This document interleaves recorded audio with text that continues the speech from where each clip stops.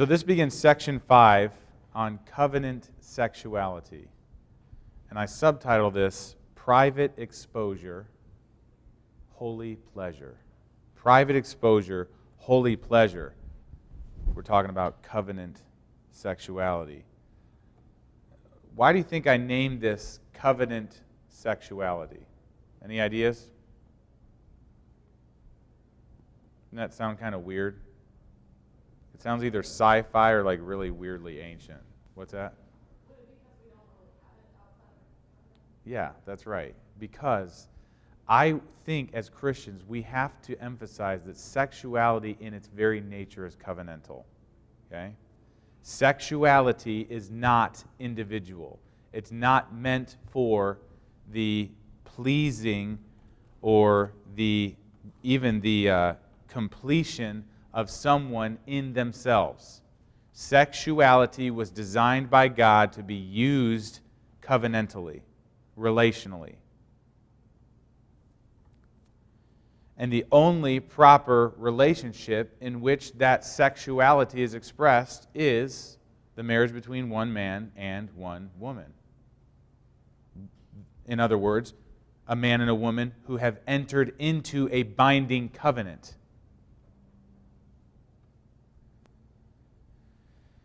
So if we're known, as evangelical Christians, if we're known for being against homosexuality, we should also be known for being against two teenage heterosexual kids having sex before they're married. We should be known for being against that. We should be known for being against extramarital affairs and extramarital flirtations and fooling around. We should be known as people who take seriously, not in an unreasonable or a vicious way, but take seriously in a sober way just how precious and exclusive sexuality should be. That's why we call it covenant sexuality. And these are just some introductory comments, just so you know if you want to know where to put these. But unfortunately, in the word sex now is in advertising all over the place. It's a concept that appeals widely because of its undeniable connection to our sense of identity, our sense of pleasure. I mean, it just amazes me, even to be trying to watch a baseball game or a football game, how much sexuality actually flits across the screen in the course of trying to watch sports. By the way, that is why, men, please listen to me. You should have the remote control in your hand at all times when you're watching television. Because you should turn the channel frequently, even when you're watching sports. Let me give a really quirky method that I give. Okay? This is a complete aside for a second. I do something I call finding a safe channel. Usually for me, it's KET, public. It's public channel on like Nature or something like that. Okay? And I put that in. For us, it's 15. Okay? I put that in 15. Then I flip over to the channel of the sport that I'm watching or whatever it is that I'm doing. And so that when I press previous or press last on my remote, I literally just jump there. Okay? That remote is in my hand when I'm watching television. Because even with college football, it cuts over to cheerleaders, and I know they're really modestly dressed compared to many, but as a male, I don't need to be watching the bodies of young females jumping around. I don't need to. I don't want my daughters to watch me watching that. I don't need to see that. So I flip it. Or if a commercial comes on that's explicit in any similar way, I flip it. I go to my sort of safe channel. Okay? So that's just a random tip for you. But I would, and I don't want to be a legalist and say if you don't have a remote in your hand while you're watching TV, it's sinful. Blah, blah, blah. I'm just simply saying, guys, sex is everywhere. And we must be willing to be weird in our culture in how much we guard against it. Because, it's similar to what I talked to you about from James 4, we know the weakness of our flesh. We fully admit how easily turned and how easily piqued our interests are. We fight for exclusive affections. I just gave you a application point for a point that I'm going to make later, but sorry it came to mind. But my point is, sexuality is everywhere, and especially in our culture, it's associated very closely with identity and completion as a human being.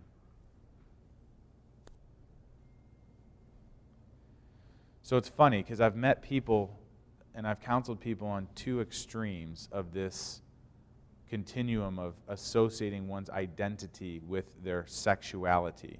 Okay? Some people want to make their sexual urges the center of their identity. Life lies in the pursuit of completedness. And what they mean by that is sexual completedness. Sexual satisfaction. Whatever particular type of satisfaction that might be. These folks recognize the power of the sexual urge. It seems automatic.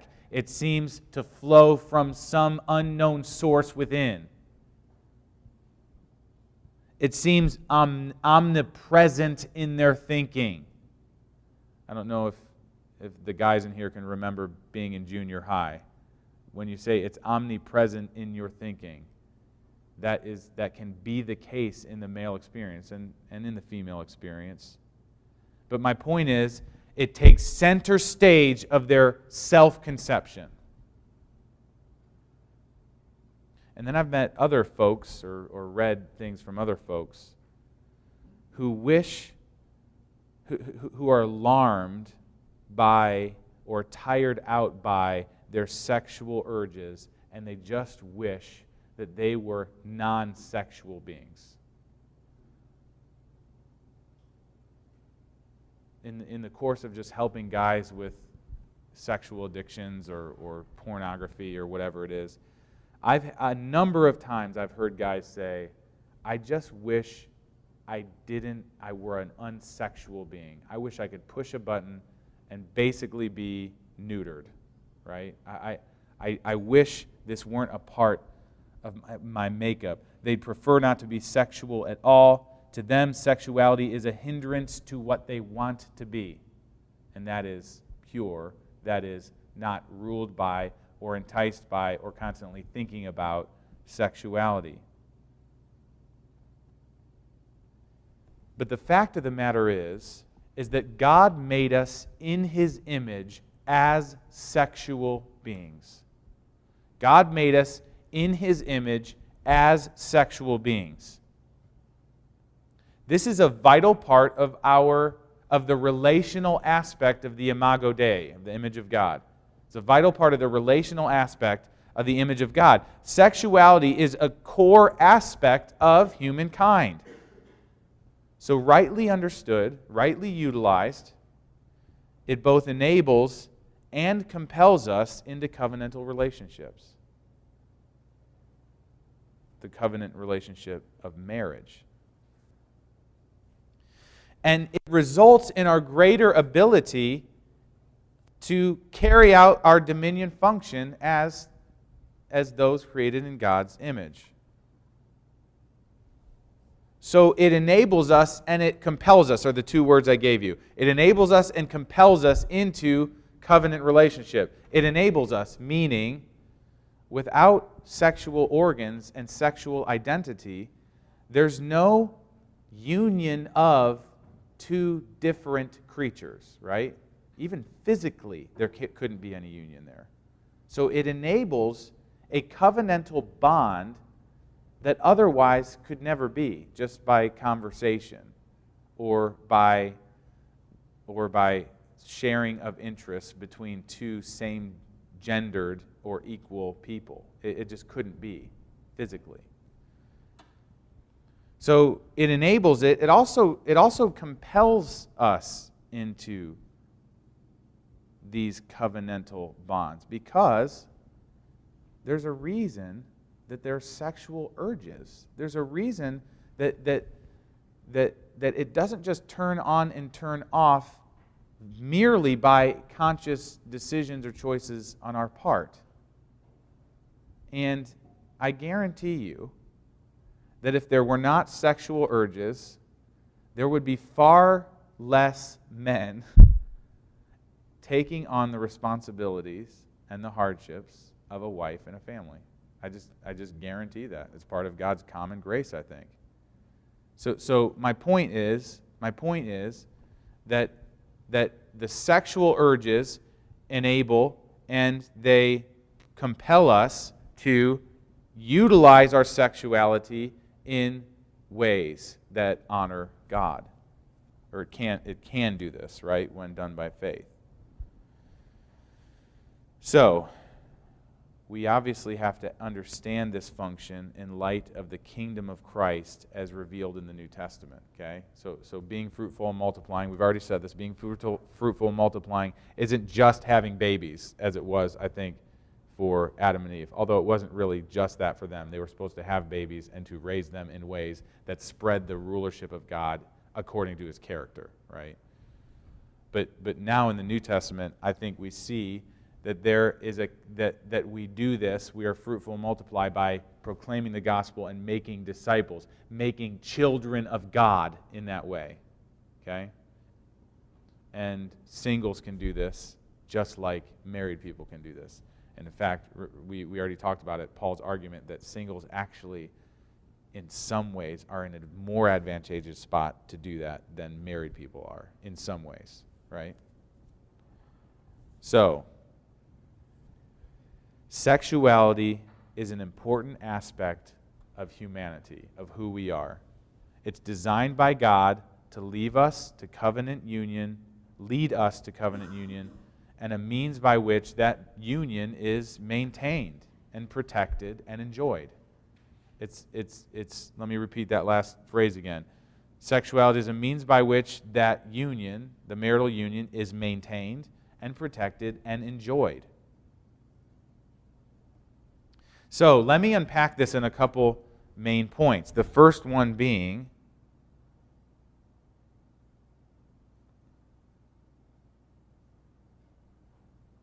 that marital sex involves exclusive intimacy. Marital sex involves exclusive intimacy. So, intimacy is necessarily exclusive. Okay? Did you get that? It's necessarily exclusive. In other words, it can't be intimacy if it's not exclusive in terms of a sexual relationship. So a necessary contrast is set up between marital union and all other human relationships, signifying that exclusive intimacy that believers actually share with Christ. Okay? Get this, guys. Get this. Maybe you haven't ever thought about this. God loves everyone. Do you know that? God loves the world. God loves every single person who has ever lived. John 3:16 tells us this. 2 Peter 3:9 tells us this. 1 John 2, verse 2 tells us this.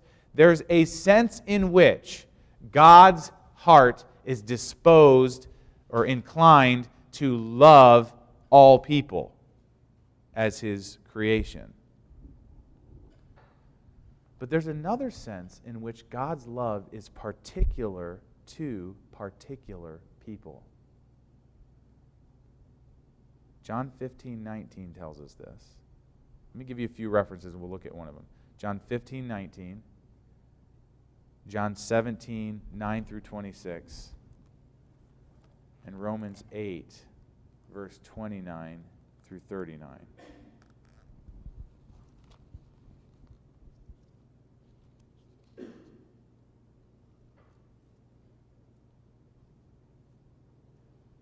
So John 15:19 says to us,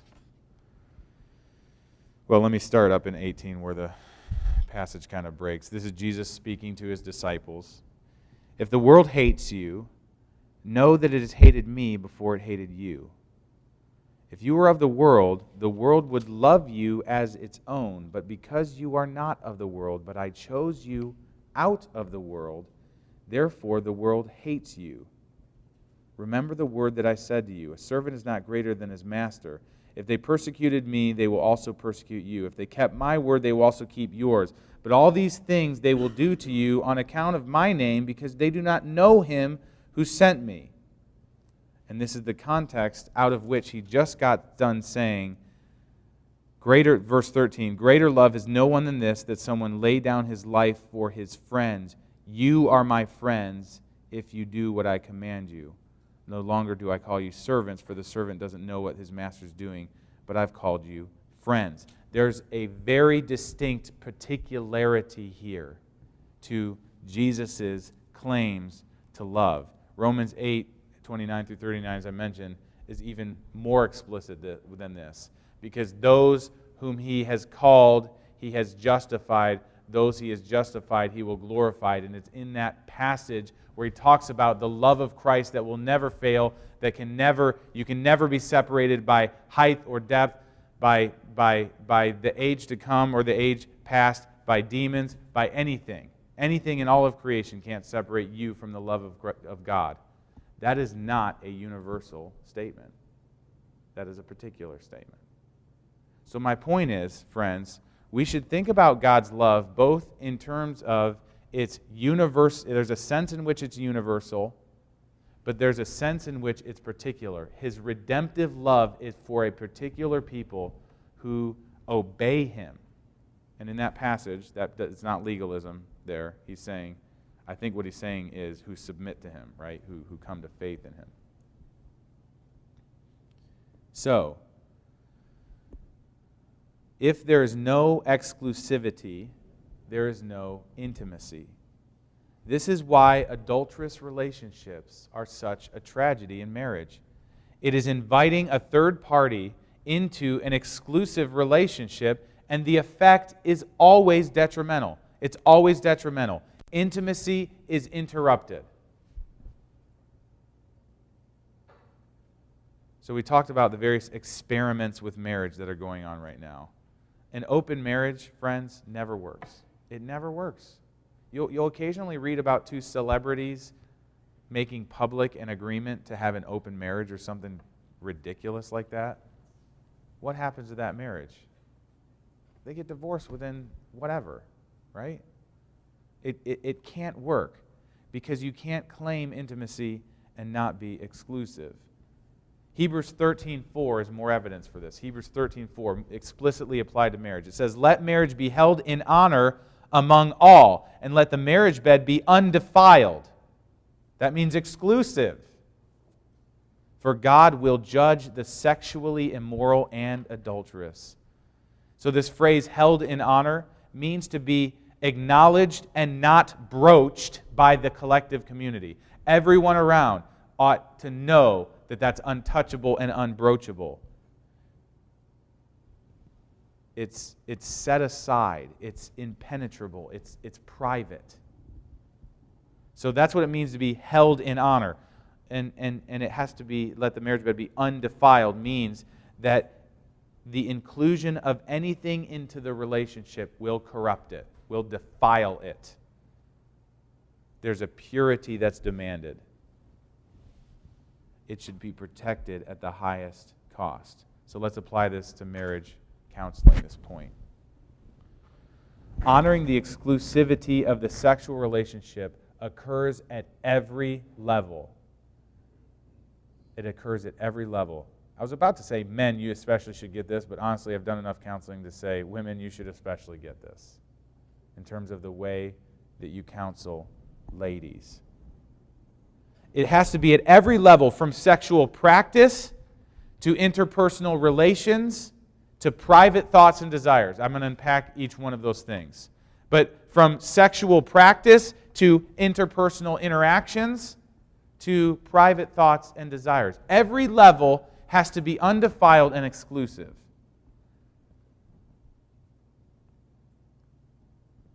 So, in terms of sexual practice, I mean, this one's the most obvious one. We don't have to even spend much time on it. But sexual situations outside of marriage are always wrong. They're always wrong.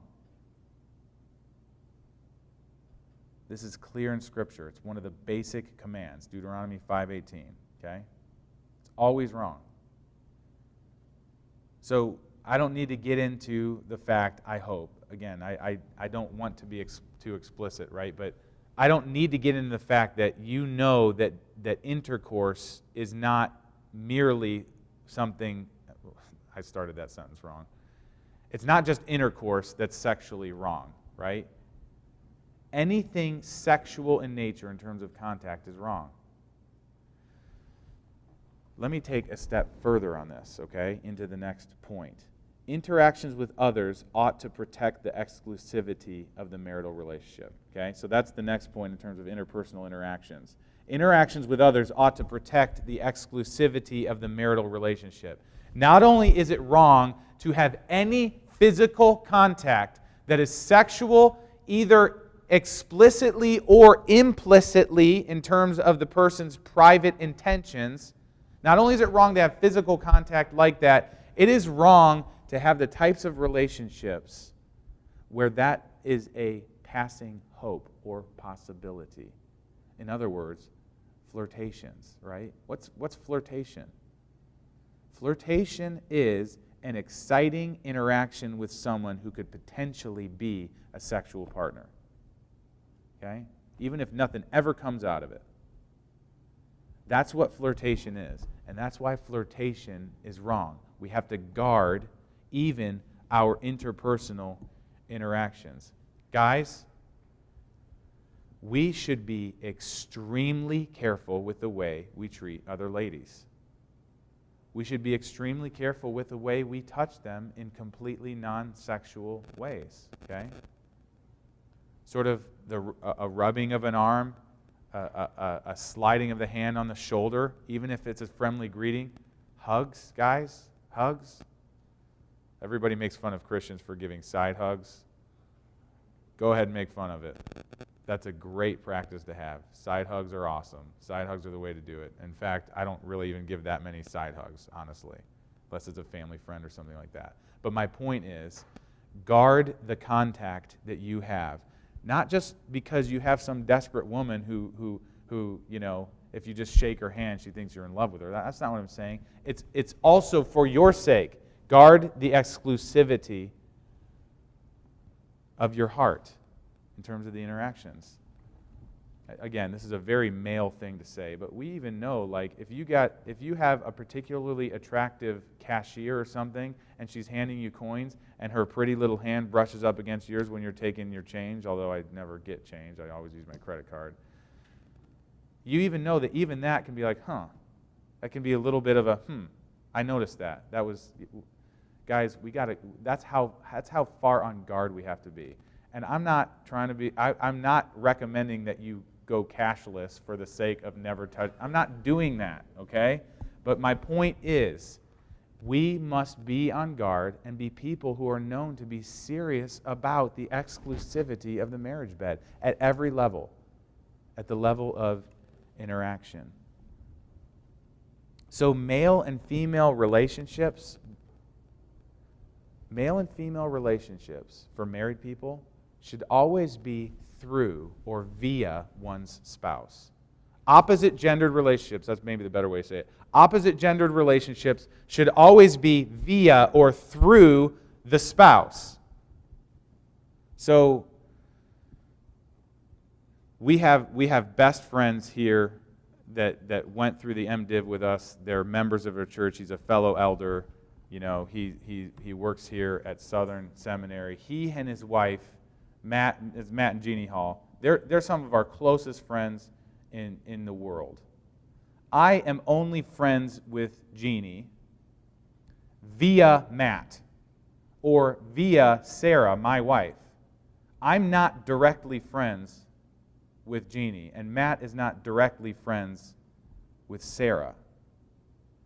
Because what it is we enjoy each other's company in a collective sense, not in an individual sense. And what that is that's just a healthy way to guard very clear lines of exclusivity. So taking it out of that particular relationship, that applies to any relationships that we have. So that's what I mean by opposite gendered friendships should only be through another one's spouse. It really concerns me when I talk to folks who mention, even casually sometimes, that they were talking to an old college friend. And, in the course of the conversation, it comes out that that old college friend is opposite gender. And the current husband has no real association with that guy friend from college, and the wife is kind of talking to him every so often on the phone. Am I saying that's sinful, out of hand? Am I saying that's wrong? Guys, I don't want to say that. I'm simply saying that's a poor practice. That's a practice that leaves you vulnerable and open to the flourishing of feelings of dependence or feelings that could lead into a sexual intimacy. My point is, whether the intimacy is explicitly sexual or whether the intimacy is only potentially sexual, intimacy must not be pursued with someone other than the spouse, and we got to guard against that.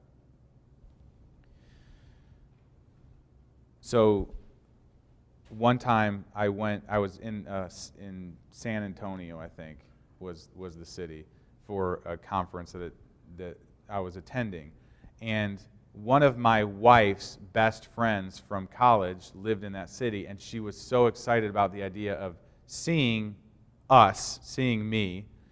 I alone was going to be there. She just wanted to catch up, and this was just a very casual relationship, sort of no relational risk of unfaithfulness in one sense, right? And she wanted to meet me for coffee, and she obviously this is a really good girl. She asked my wife if I could meet her for coffee. She did everything through my wife, and I still said no.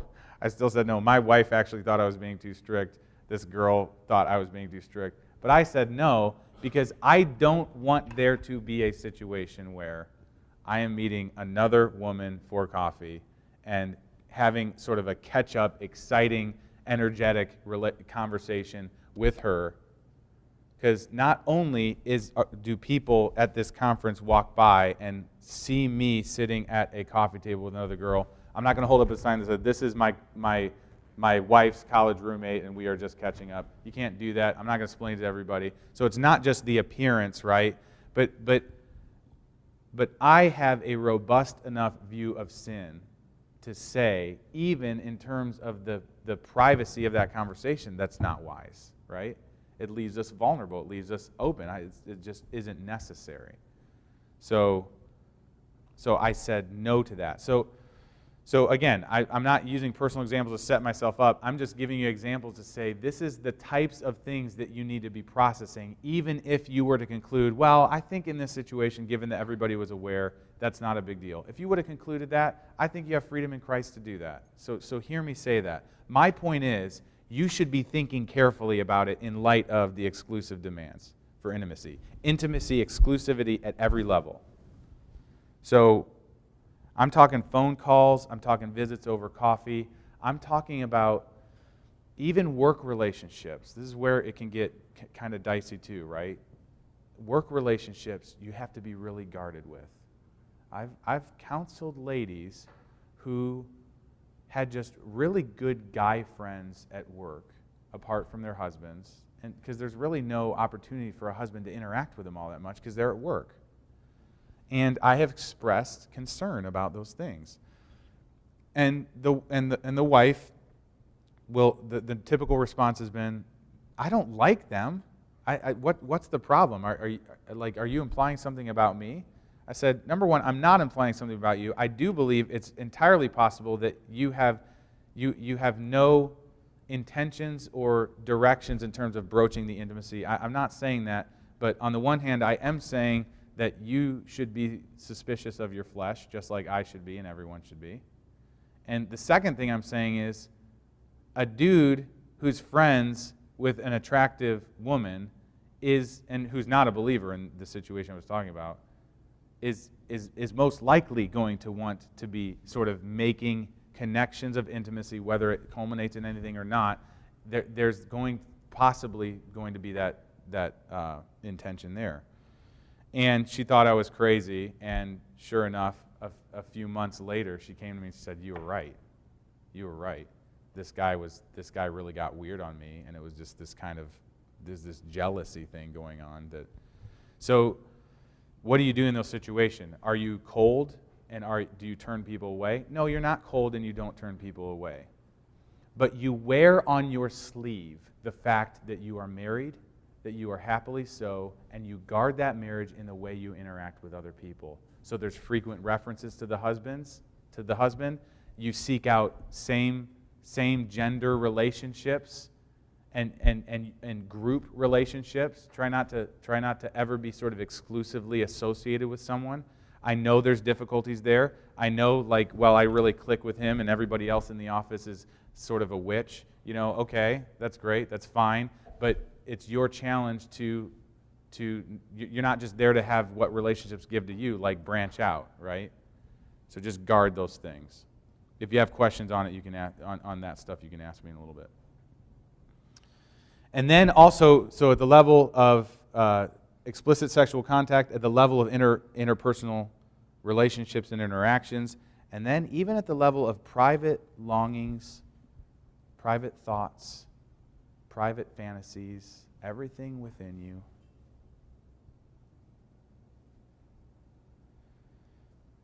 Whether you're longing privately for a physical intimacy or a relational intimacy, and again, just to speak in broad general categories that there's tons of exceptions for, normally the fantasies of men orbit around physical intimacy. Normally the fantasies of ladies orbit around relational intimacy. That's not exclusive. But even those threaten exclusive sexual affection for the spouse. Even private thoughts threaten exclusive sexual affection for the spouse. And you have to fight hard against them. This is what you got to get people to get. You have to actively oppose those things. You cannot rest on your laurels. They will not automatically go away. They will automatically come. And so you actively guard against them. And why is this? It's not just for sexual reasons. It's not just because we have sexual urges, though that's a big part of that. It actually is deeper than that. It's far more sort of broadly theological than that. It's this, that the human heart is inclined towards dissatisfaction. That's what it is. The human heart is inclined toward dissatisfaction, towards discontentment.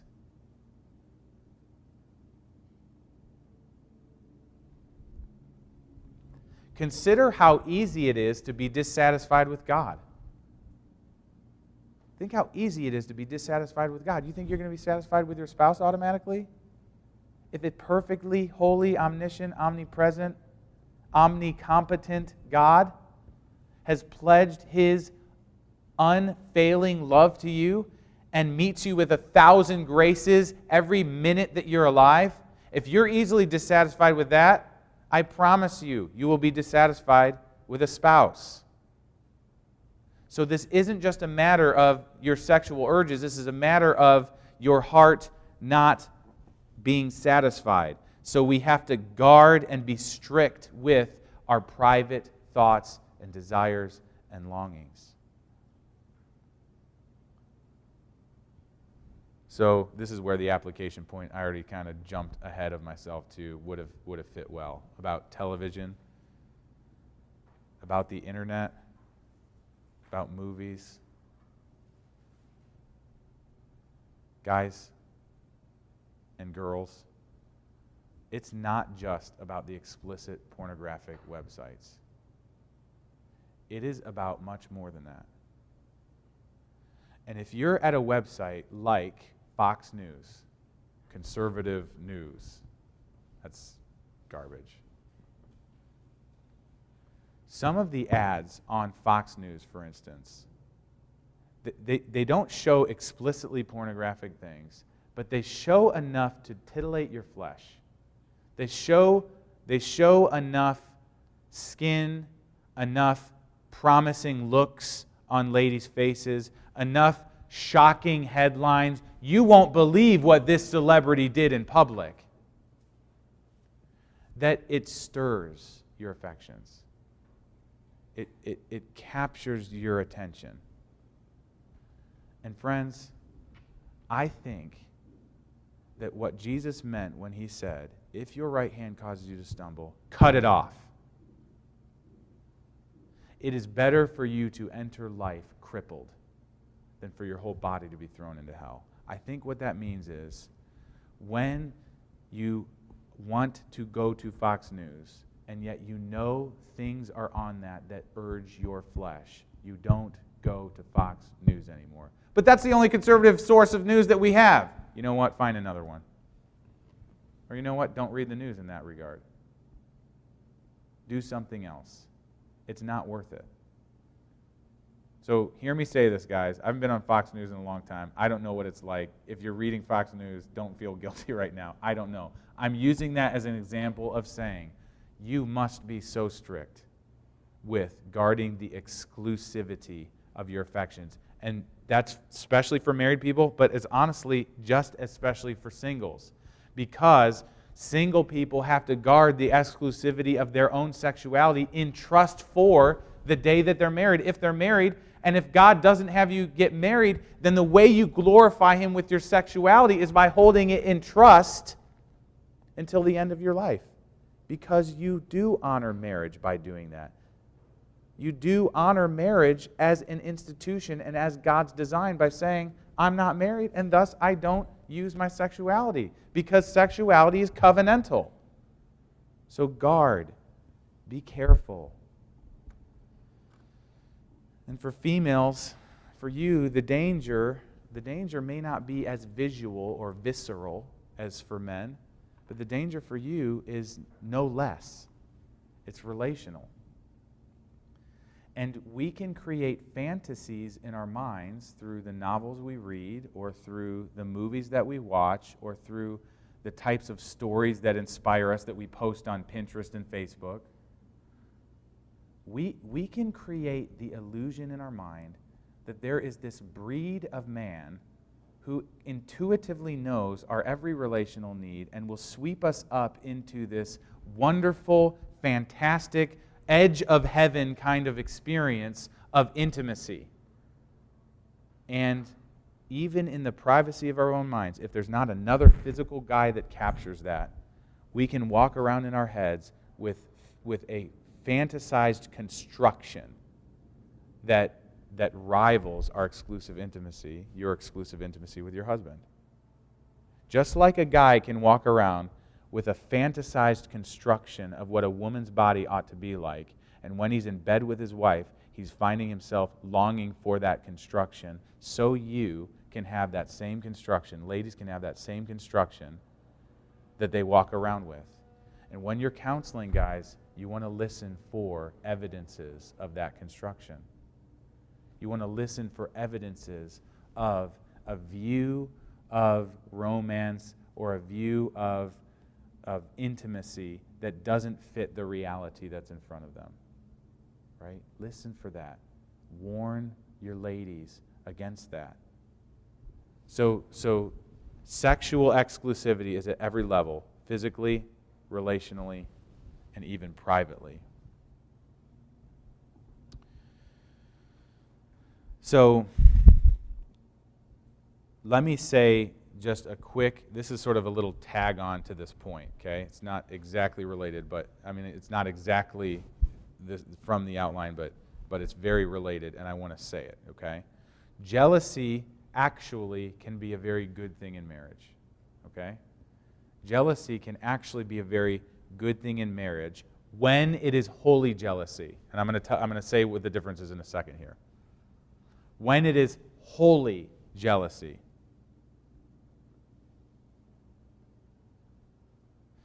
In fact, honestly, a lack of jealousy in spouses concerns me sometimes. Here's what I mean by this.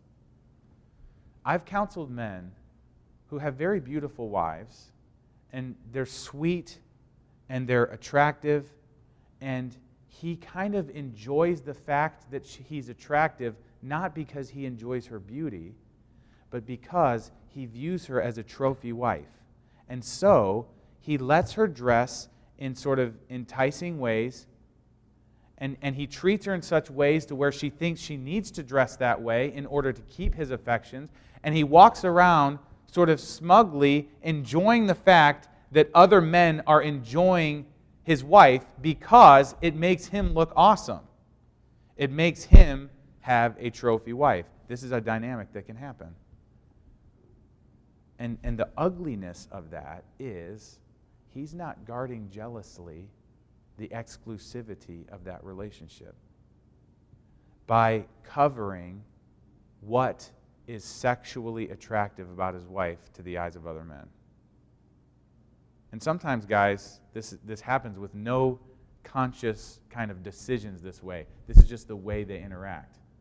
And what that tends to indicate to me is a guy who's just as prowling and just as snarling when he's going out looking at other ladies. Right? So that's what I mean by a lack of jealousy. Because jealousy in the holy sense can guard our wives, and wives can guard their husbands. So let me define that for you. Let's start with sinful jealousy. Okay? There is a sinful jealousy that's just pure self-service. Here's how we know it. Sinful jealousy is controlling my spouse through my own vigilance to attain my own security and satisfaction. Controlling my spouse through my own vigilance to attain my own security and satisfaction. If you want an example of this kind of jealousy, walk into the average high school and ask who's dating who, and you have just this awful, jealous, I can't believe he was talking to her. That's my boyfriend. And all this stuff, it's just this ugly, self-centered, self-serving jealousy. This kind of jealousy serves myself. And it is displayed in anger, in manipulation, in hypervigilance, in a lack of trust. It is my demand that my spouse will remain faithful to me for my sake.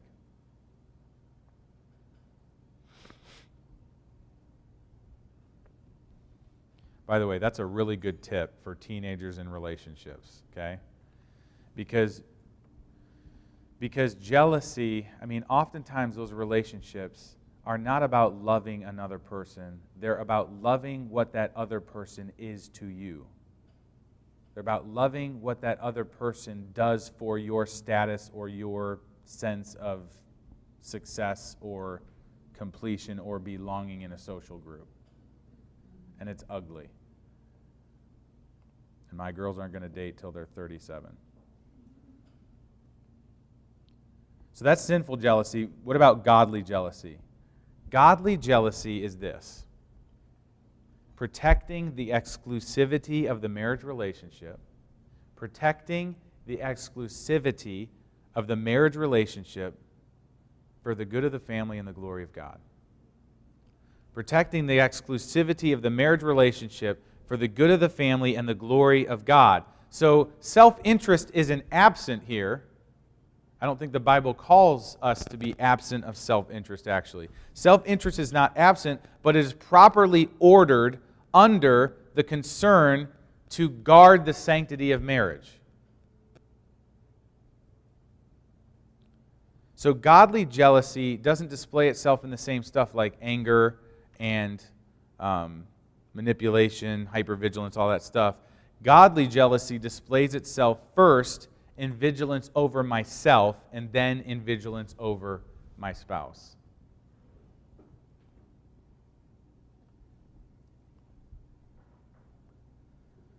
So what this means practically is, I think husbands help their wives, for instance, dress appropriately. I think husbands and wives ought to have the type of intimate relationship where it's okay to talk about this. And the husband can say, honey, when you show that little bit of cleavage, it's gonna attract the eyes of other guys. I know it's really fashionable or in style, or you got a super clearance deal on it, but honey, I don't want you to wear that. I'm sorry. And it's not him being like some caveman ogre trying to manipulate and control. It's him saying, I want to guard your sexuality exclusively. I don't want you to be the ire and the object of some dude's ogling, right? So husbands help their wives, I think, dress appropriately, to not be alone with another man, to just try to make the decisions that guard the exclusivity of the sexual relationship. And again, I do think there's freedom and flexibility that we have as Christ, as Christians, to make different decisions on what is modesty in dress, okay? I literally have some friends who who they and their wives have agreed that the wife won't even wear solid colors, a solid color top, because it accentuates the curvature of her body, okay? That was just bizarre to me, okay? That's just bizarre to me. But if that's their conviction and that's their understanding of modesty, I actually think you say, God bless someone who's trying to think carefully about dressing modestly and appropriately, right? So you have some people there. Then I have other friends who honestly kind of make decisions together where the wife, in my opinion, doesn't dress as modestly as she should dress, right? And there's freedom in Christ that they have to kind of make those decisions. I don't want to act like my decisions are always this sort of the biblical standard. But with both friends, with friends on both sides, the issue you want to always talk about is, what does it mean to think carefully about guarding the exclusivity of our intimacy, of guarding the sexuality of one's wife? So that's to husbands. Let me say a word to wives and how they do this. Wives help husbands to be aware of relationally dangerous ladies, for instance. Okay? So what I'm saying is wives protect husbands too. And one of the ways is they help them to be aware of relationally dangerous ladies.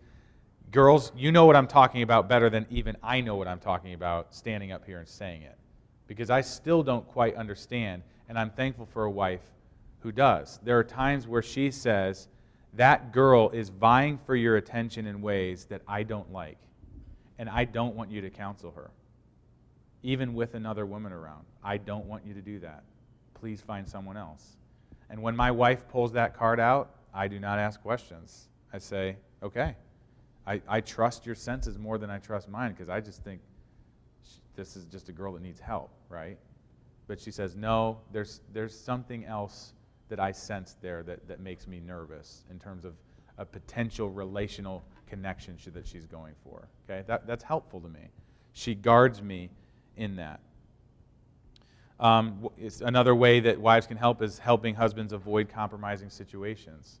So in other words, what I'm getting at is a wife helps her husband by being a little hawkish.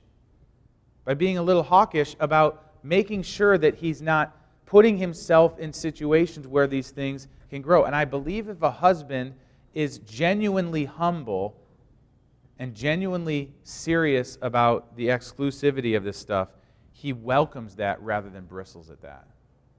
There are times where a wife can demand something that's really inconvenient to the husband. But I think the husband is wise to listen to that, because holiness and guarding this stuff is usually inconvenient, right? So those are just some thoughts that I have on the first point. Marital sex involves exclusive intimacy. Again, keep your questions written down. I'll take them at the appropriate time. So let's move on to the next point here. Let's see.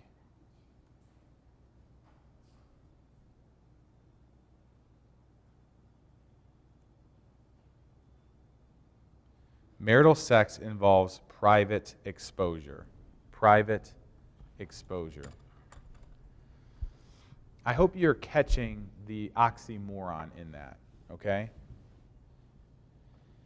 Because exposure has connotations of being publicly displayed, the truth being publicly known for the first time. We've made a genre of this. Do you know the expose? If you ever watch Dateline or 2020 or 60 Minutes, you know what an expose is. An expose is when, I remember the first one I remember watching was on Food Lion, the supermarket. And I think it was 2020, did an expose on them. And what they did was they went back into the back with their reporters, and they saw how they were taking meat that had expired, and they were like putting red dye on them, putting a new date of expiration on them, and then putting them back out for people to buy. Okay? So the expose is to show how Food Lion has this corrupt, terrible meat packing department. Okay? But the point is, what was hidden is now exposed. Okay? And my point in this is to say that there is exposure in marriage, but it's not a public exposure, it's a private exposure. Something that was once hidden away from the eyes of all is now open and made known. Maybe better than exposure, we could call this a disclosure. There's a disclosure of one's body, physical body, and also one's soul in that sense, one's personality, one's personhood. Covenantal partners display themselves to one another in a context of safety and intimacy. This is what I'm saying. I'll say that again. Covenantal partners display themselves to one another in the context of safety and intimacy. So you remember back in Genesis 2, specifically verse 25, and the man and his wife were both naked and were not ashamed. Of all the things it could have said about Adam and Eve, the narrator made that point explicit, that they were naked and not ashamed. But then in Genesis 3:7, it says, after the fall, after they ate the fruit, then the eyes of both were opened, and they knew that they were naked, and they sewed fig leaves together and made themselves loin cloths. Why is that significant? They are hiding themselves. They are taking information, truth about themselves, and they are covering it from one another. It was just the two of them. It's not like, oh man, I can't go out to Kroger like this anymore.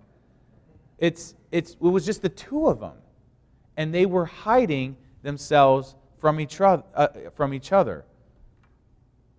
So marriage doesn't reverse the effects of the fall, of the corruption of the human relationship, but we want to make sure that we're noticing this point, that covenantal marriage is the only place where such exposure again becomes appropriate and safe. Okay?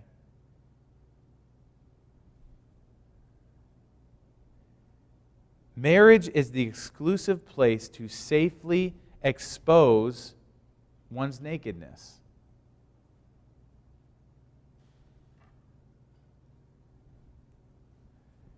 Both physically and relationally.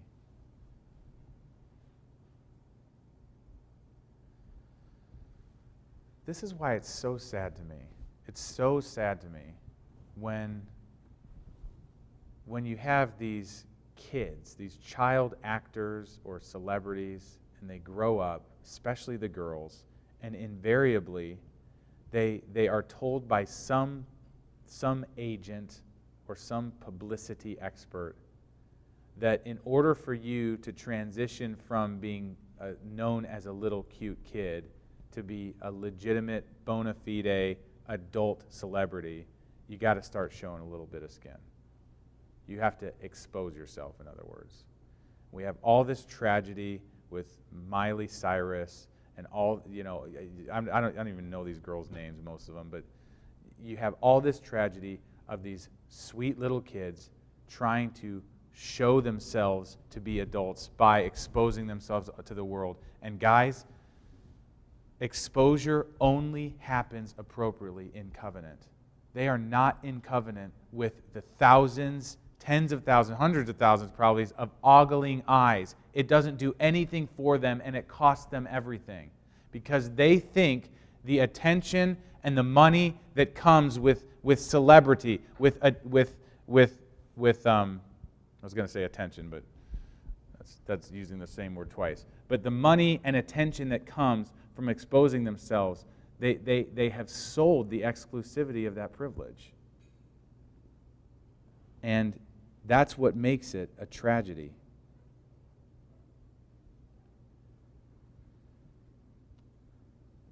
So, my point is that husbands and wives may disclose themselves fully to one another, both their bodies and their personalities, and strong marriages will cultivate regular and safe disclosure.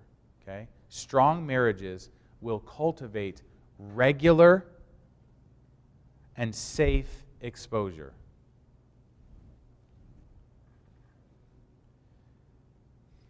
So let me unpack the points I've introduced explicitly for the context of marriage counseling, okay? Let's unpack this. First, let's unpack the physical side of it, okay? They expose their physical bodies.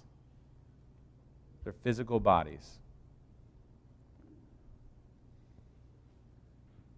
And by this, I'm not just talking about they get naked in front of each other. That's certainly the case. In fact, my sister went to a Christian college I won't mention the name of, and she had a professor who actually claims to have never seen his wife naked because he didn't want to provoke lust in himself. They had 3 kids, so you figure that one out, right?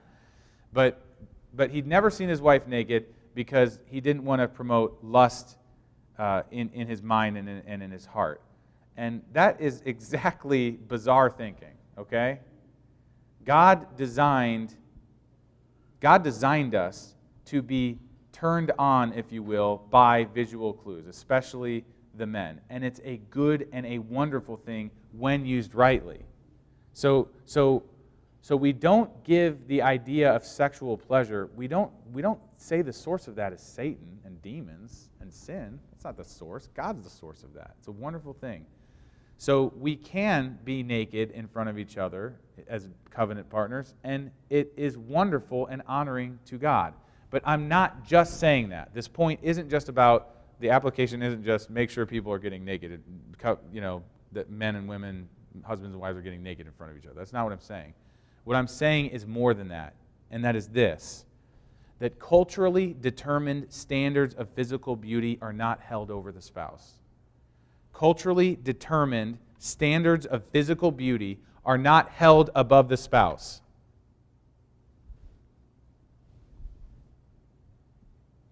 Instead, regular appreciation and admiration should be expressed. Regular appreciation and admiration should be expressed.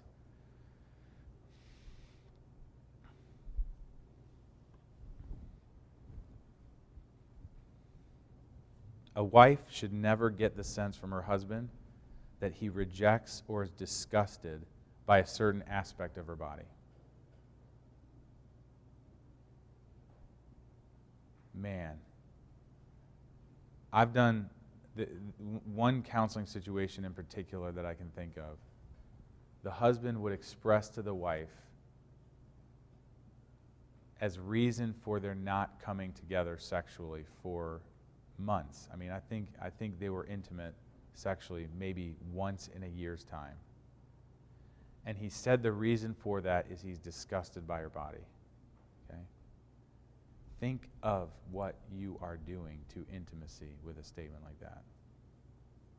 Think of what you're doing to her. And I'm not just talking like self-esteem stuff. I'm saying you are saying something that broaches the one flesh relationship and does not promote intimacy. That's a statement of rejection, right? It's a statement of rejection. And he says, well, I mean, look at her. She's gained a ton of weight. That's what he says. Look at her. She's huge. And this girl, I mean, the wife probably needed to lose weight for even just for health reasons, okay?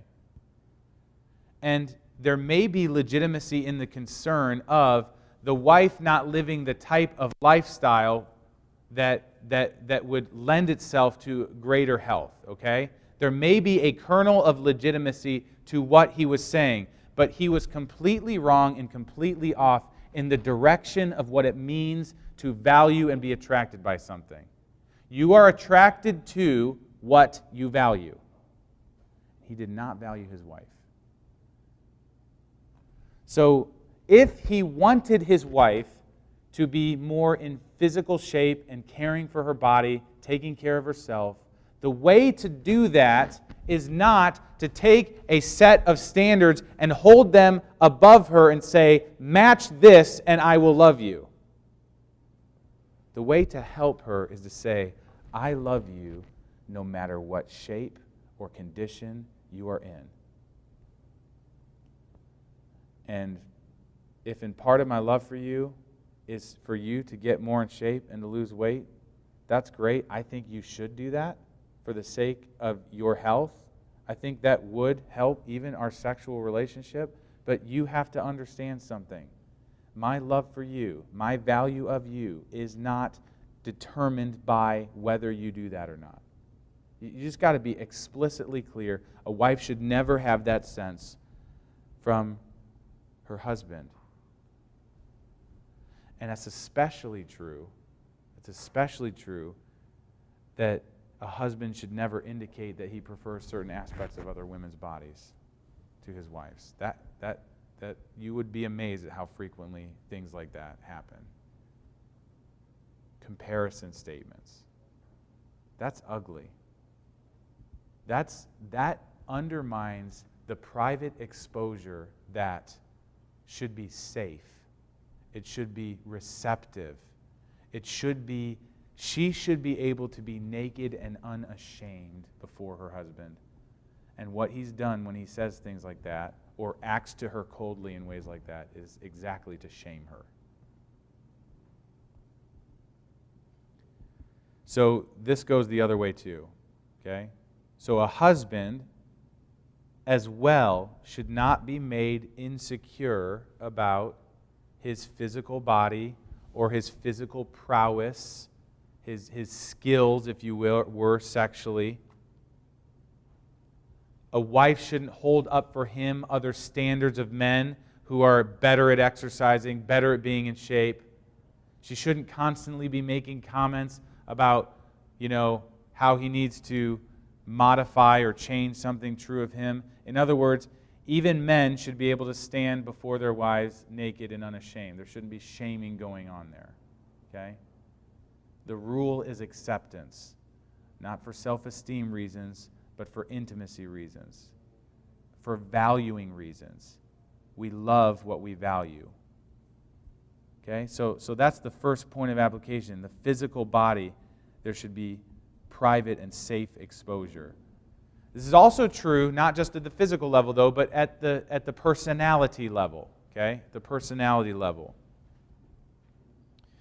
In like manner, personal preferences should not be held above the spouse in terms of personality either.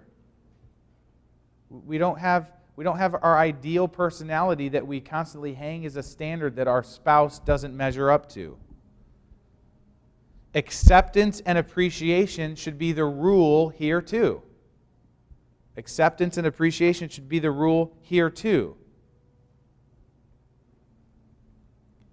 So what I'm getting at is a couple will only find their sexual life healthy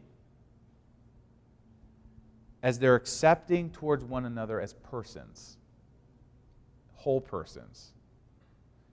Their sexual life will only be healthy as they're accepting towards each other as whole persons. Bodies, yes, but also personalities. So, you don't like the way your spouse laughs? You don't like how easily defeated she is? You don't like the way your husband is so opinionated about everything? Or maybe you don't like her lack of punctuality to basic events. Nothing can shrivel a healthy sexual relationship like annoyance can. Okay? Nothing shrivels a healthy sexual relationship like annoyance. And when you're constantly annoyed by the things that make up the decisions and the daily experience of your spouse, you are undermining this private exposure that we're talking about. Why on earth would someone want to get in bed with someone who just lives their life annoyed with everything about him? Because annoyance, guys, annoyance is a mild form of anger, and anger is a form of rejection. That's what it goes back to.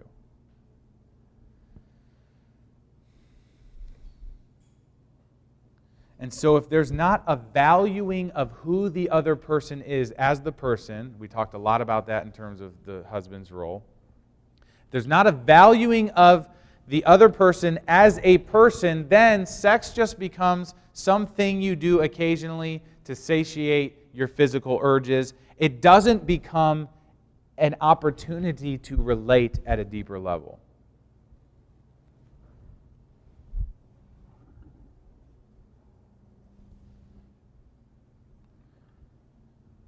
And if you're married in here, you've been around long enough to know the difference between a sexual encounter that's kind of convenient and for the point of the physical aspects of it alone, and then a sexual encounter where there's just a genuine, heartfelt, we're finally together. The world is crazy out there.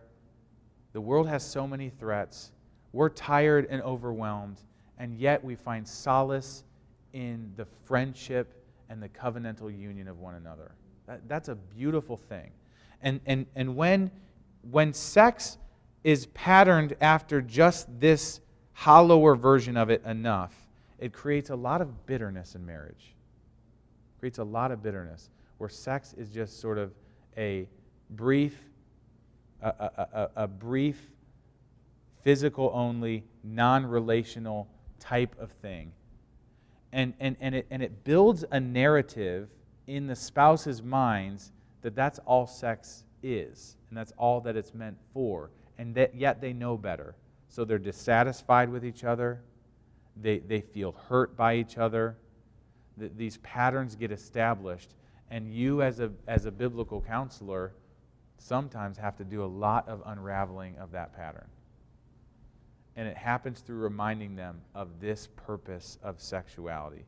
Sexuality is not just for physical satiation, it's for deep relational connection. So the principle of safe exposure means that we do not reject one another as these aspects of who they are as a person are exposed. We act with love and patience and kindness. So, private exposure of physical body, private exposure of personality. I'm going to add one more in here that I've found very helpful in a counseling situation. Private exposure even of sin. Private exposure even of sin. That's the third category here. So remember I told husbands and wives to know the sinful proclivities of the other, right? But now I'm approaching it this angle of those sinful proclivities shouldn't be enough to cause you to reject your spouse. You should be accepting of them as a sinner. Okay? Spouses should be accepting of one another as sinners. I have had countless spouses say to me explicitly, I can have a friendship with him again when he stops sinning against me in the particular ways that I'm concerned with. And I understand. I mean, in some situations, there's just extreme hurt. I'm not talking about situations where there's been sort of adulterous affairs and the woman is hurting so bad and she just can't bear the thought of entering into a trusting, intimate relationship quite yet. Guys, be patient. Be long-suffering. Hurt with that woman. I'm talking about sort of your run-of-the-mill marriage counseling that you're going to get all the time, where they're so embittered against the way that they treat each other sort of at a relational, conversational, daily level, that they're saying, I refuse to be intimate with that person until they change in these particular ways. Friends, that's not the model. That's not the model. Private exposure, as we're talking about in covenantal marriage, means even sinners can be safely exposed to one another. So this is where our devotional from 1 Corinthians 13 is helpful, specifically verses 4 through 7, where Paul says, love is patient and kind, it doesn't envy or boast, it's not arrogant or rude, it doesn't insist on its way or is irritable or resentful, it doesn't rejoice in wrongdoing, but in the truth. And then it says, love bears all things, believes all things, hopes all things, and endures all things. This doesn't mean it tolerates sin. This doesn't mean it gullibly believes anything that it's told. This means that the inclination of the heart is for the redemptive. The inclination of the heart is redemptive towards the spouse, which means it's realistic that sin is present. It doesn't excuse the sin. It doesn't say the sin's okay. But it's realistic that sin is present and always going to be present in some measure. And it accepts them anyway because Christ accepted them. That's what redemptively means.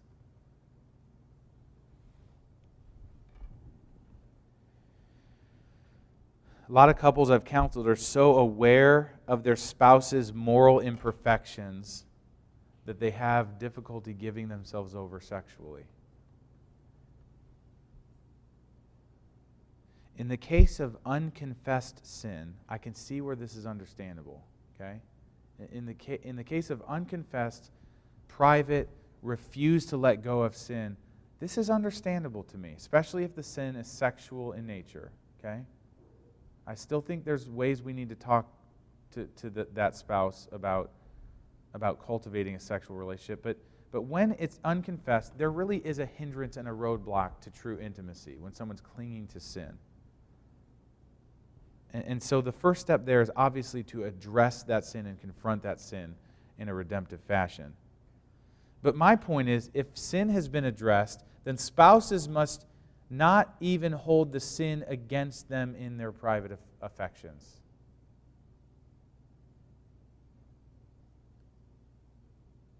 And the sexual relationship is often a good litmus test to see if a spouse is holding their spouse's sin against them.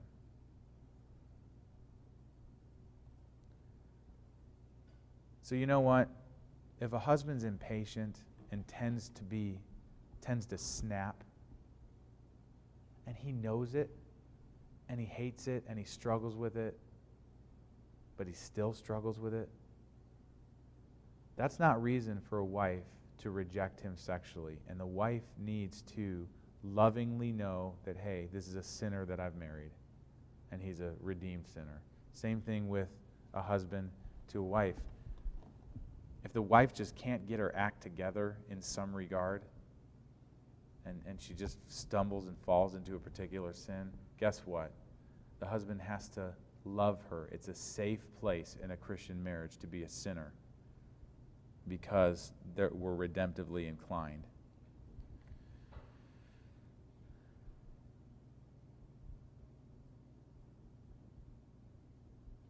All right, so let's move on to my next point here.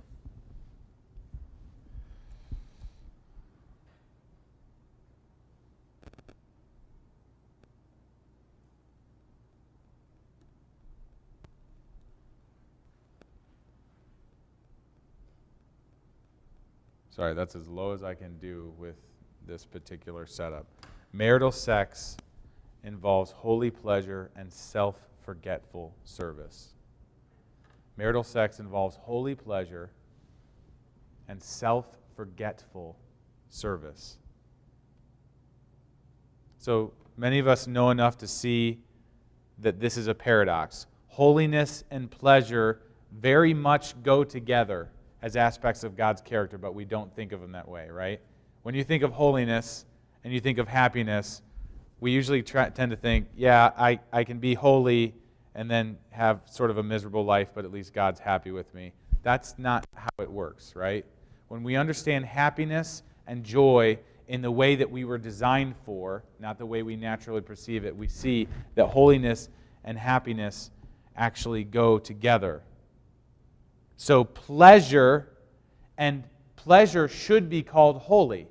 Pleasure can be called holy. Pleasure has been associated so much with sin that we think it's sort of the device of the devil only, and it's not the device of the devil. He hijacks it. He hijacks it. It is created by God.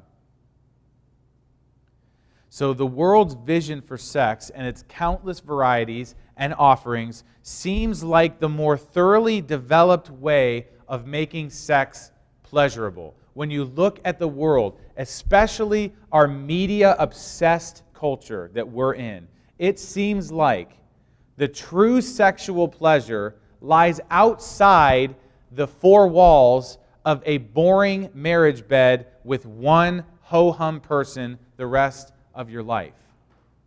Why would you pin yourself down to one person when you could experience a whole variety of the types of people and types of experiences and types of media things that go on and promise all this satisfaction, all this bright, shining, colorful pleasure? I mean, if you think of the industry, the sex industry, and the possibilities in this big world of sex trade, all of the money that goes into developing new and exciting methods and material. The world is filled with overflowing with human attempts to make sex as exciting, as pleasurable as possible. I have a buddy who actually just took a job here. He'll be teaching business at Boyce College. Scott Moody's his name. He lived in Thailand, Bangkok, Thailand, for a long time, and the stories he tells of what he observed of the average businessman, the average professor that he would teach alongside, the average, just what they do in terms of a sex trade. I am not embarrassed to say it made me cry when he described what goes on.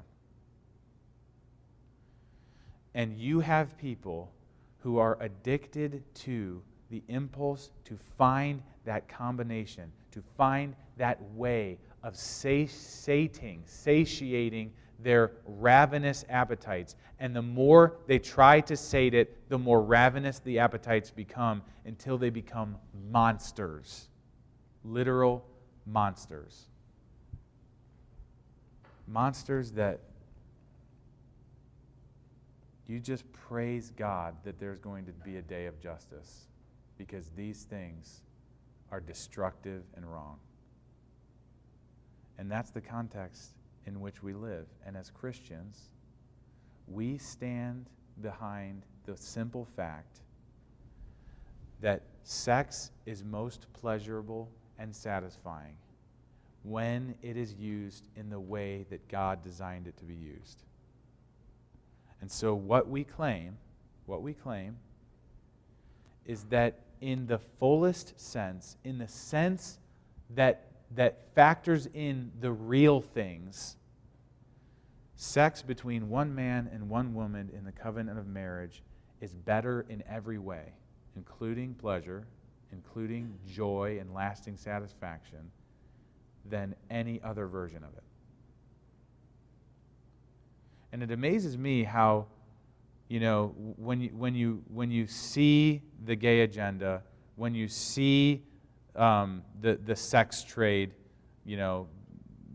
burgeoning in terms of its enterprises, the assumption is that all of those people are a lot happier than us sad little Christians who are just trying to defend an antiquated mode of sexual expression. And friends, you've probably done enough ministry, I've done enough ministry to know that those people are not happy. They are not satisfied. They are miserable. And they're trying desperately to convince themselves that they're not miserable. They're trying desperately to convince themselves that what misery they do experience is simply the vestiges of an old sexual ethic that was pressed on them. And so the way to free themselves of what keeps them from being satisfied is to keep pressing on into a freedom of expression that will bring in them the satisfaction. So as Christians, we aren't just sort of, we're not anti-sex, we're not anti-pleasure, we're not anti-joy of sexual expression. We are for those things in ways that nobody else can be. We are for those things. But to be for those things means to be for the design of God. So holy sex is intended to bring pleasure, and in ways and in measures that cannot be rivaled by its perversion. Okay? And pleasure, ironically, this is getting to the main point of what I want to say under this point. Pleasure, ironically, comes through service, through self-sacrifice, through self-emptying.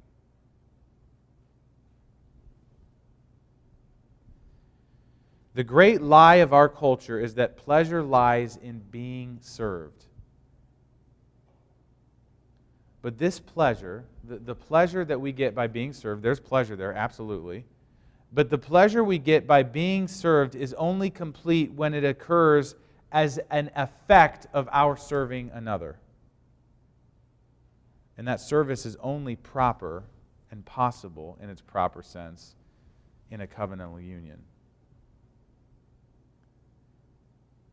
So you remember when I talked about authority from Mark chapter 10, Jesus talking to his disciples, saying, hey, the Gentiles, people who don't know God, they lord it over, they use their authority to keep them under their thumb, but it's not going to be that way from you. You, the greatest among you, are going to be servants. You're going to serve. That aspect of Jesus' leadership, that way in which Jesus loved his people by serving them, has implications even for the way covenant partners relate sexually. That's why we get this point. Sexuality is just another aspect of service towards one another.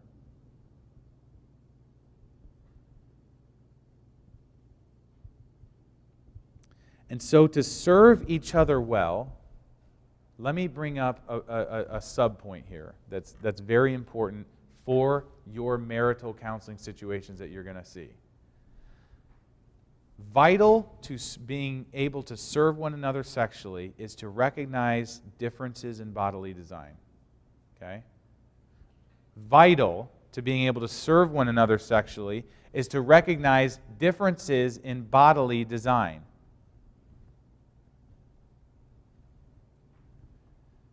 Okay? So this is about as explicit as I'm going to get for the next few minutes, okay? And I'm going to try to paint this in very respectful language. But in the sex act, it's not just a matter of exchanging fluids that lead to procreation, okay? There is also, in terms of God's design, there's a culmination of physical pleasure. You guys know what I'm talking about. There's a culminating event when one comes together. This is not junior high health class, so I'm not going to describe this event, okay? You all know what I'm talking about. So, sufficient to make the point I need to make here is just to say men move fairly quickly towards that point of climax, towards that point of physical pleasure. Women tend to move more slowly. Again, these are generalities. Obviously, there's differences in everyone's body, in every individual's body. But my point is, this is an aspect of God's specific design of the body for a male and the body for a female, and this design is good.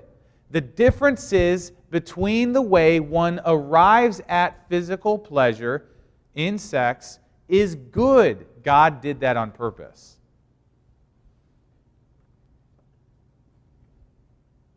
And one of the tragedies of our culture is the attempt to make women's bodies respond with the same ease that a man's body responds with. Okay? I actually think that is to undermine the way God designed this as good, and the way God designed covenant sexuality to be a means of service and drawing near to one another. So here's what I'm getting at. When in our culture, when you combine the obsession with pleasure with the obsession for efficiently getting that pleasure, right? When you combine these two things, you get the devastating effect of sexual expectations on women that are inappropriate, that are wrong, that put them in a bad place. Women are expected to perform in the same manner as men, and it leads to all kinds of perversions.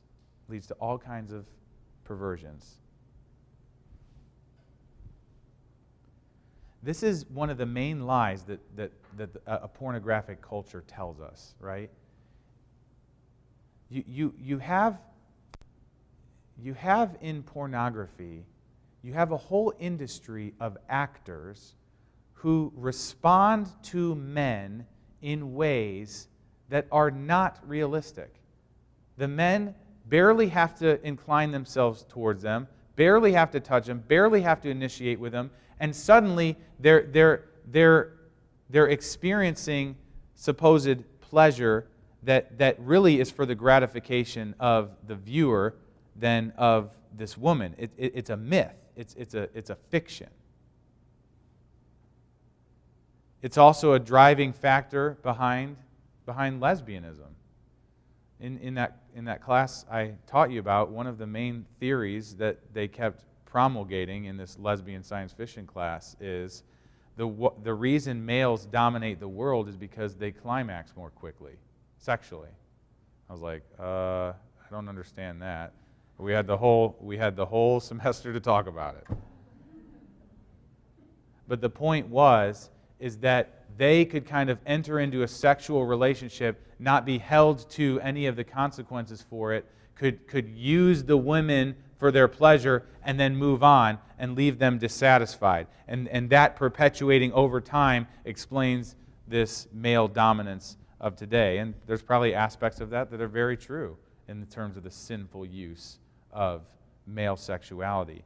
But it makes women so fed up with being used by men in these particular ways that many of them, this is the impulse for lesbian pursuits. Not all of them, many of them. It's also a theme in cosmetic surgery, right? This is a major impulse for cosmetic surgery, the modification of the body in order to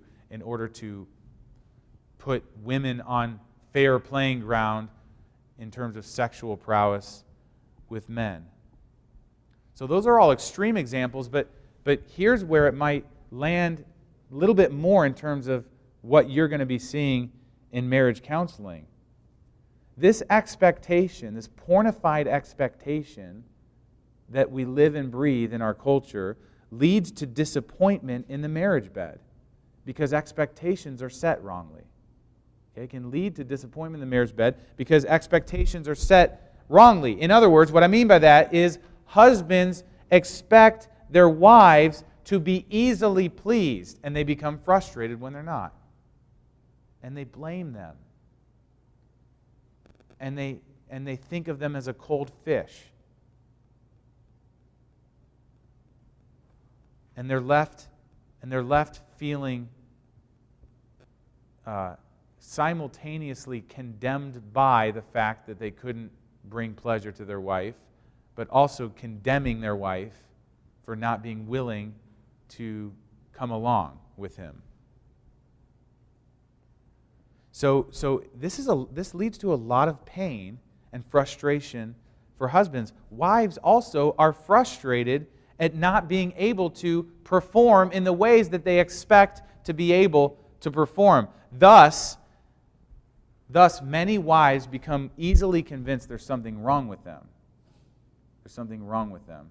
Either physically, they can go and see a doctor, or I don't know, personally, right? They have a hard time maybe entrusting themselves. They just come up with the idea that something is wrong. And by the way, sometimes something physically can be wrong, and one should seek medical help and talk to a doctor. But my point is, oftentimes, these expectations of our culture reap havoc in the marriage bed of the Christian couples in our churches. And there's disappointment, and there's bitterness, and there's frustration.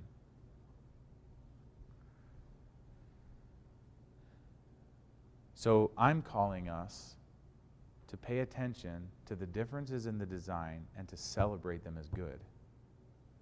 To modify our expectations to be from service to one another, no matter how long it takes to learn the body of the wife, or no matter how long it takes to understand how to do this thing well.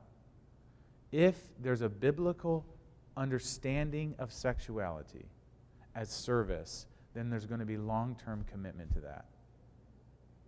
And they're not going to expect that every time a married couple hops into bed, it's like a porn scene, just in private. That's not how it works. It shouldn't be like a porn scene, because that's a false myth. It's a fiction. The answer lies in 1 Corinthians 7, verse 3, really. Let the husband fulfill his duty to his wife, and likewise also the wife to her husband. That's a very simple phrase, and there's not a big, complex sexual strategy there. Okay? But when it says fulfill, it simply means to give, to complete without grumbling, to give freely, not hesitantly. And you fulfill your duty. And duty simply there means a responsibility for the good of another. A responsibility for the good of another. Isn't it funny? When I was a teenager, before I was married, I remember reading this and thinking, he's calling sex a duty? That's crazy. There's nothing duteous about that. Well, actually there is. Actually there is. Because couples need to learn that sex isn't some automatic, purely fun thing like the culture treats it. Sex is hard work. It's hard work.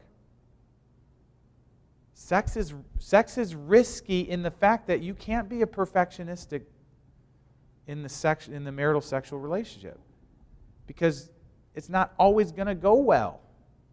And it's not always going to work instantaneously. It's not even going to work how you want it to work a lot of the time. But this is part of the beauty of sexuality. And it's what the world doesn't get in all of its industries and all of its attempts to construct sex in such a way so that nothing is costly about it. It's just pure giving and pure pleasure. That's not the biblical understanding of sex.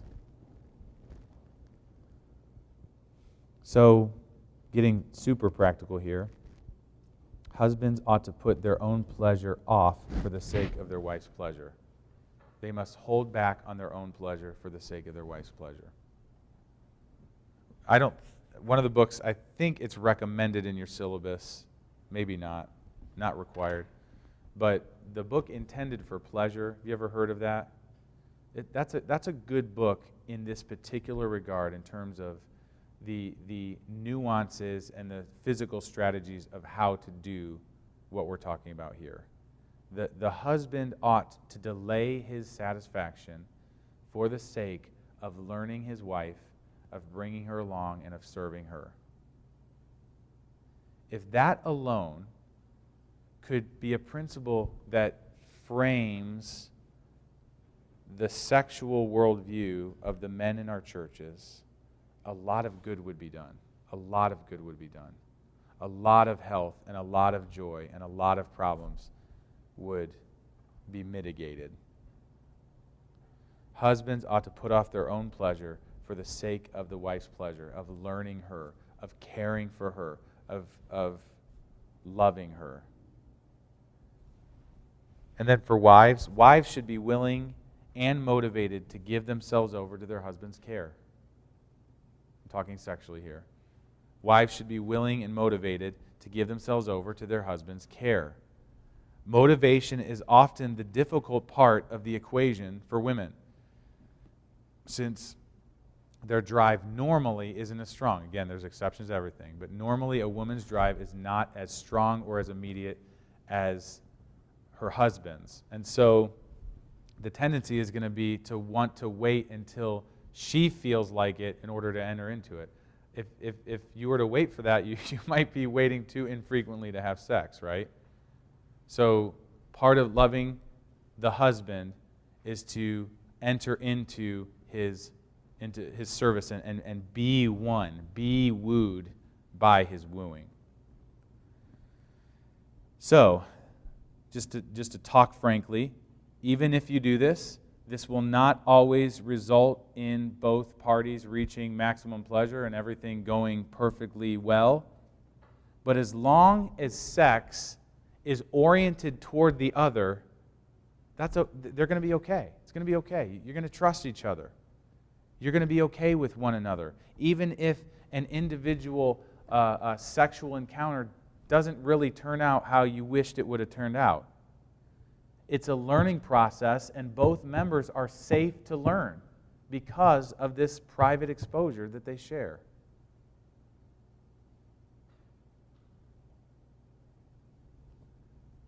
So let me close this point off by reminding you that if we adopt the world's expectations of sex, it really is going to lead to a lot of bitterness in the marriage bed. It's going to lead to a lot of bitterness. Because selfish sex is rejection and sin towards the other. Selfish sex is rejection and sin towards the other. And after months and years of this, there's going to be a lot of resentment build up. And that's probably about the point that a lot of couples are going to come in and see you for help. And I want to assure you, don't act like a medical sexual expert. You're not. I'm not. Maybe some of you actually have that degree in here. I don't know. I'm certainly not that. But also don't underestimate the power of this principle. This principle is fantastically powerful in terms of what it means to help a couple become sexually healthy together. Okay, so I'm not trying to undermine, maybe medical help would be helpful, right? Talking about those things. But the average medical help they're going to get is not going to approach this from a covenantal view of sex. And that's a huge omission. So without a covenantal view of sex, I don't think there's lasting, significant change or improvement. Okay?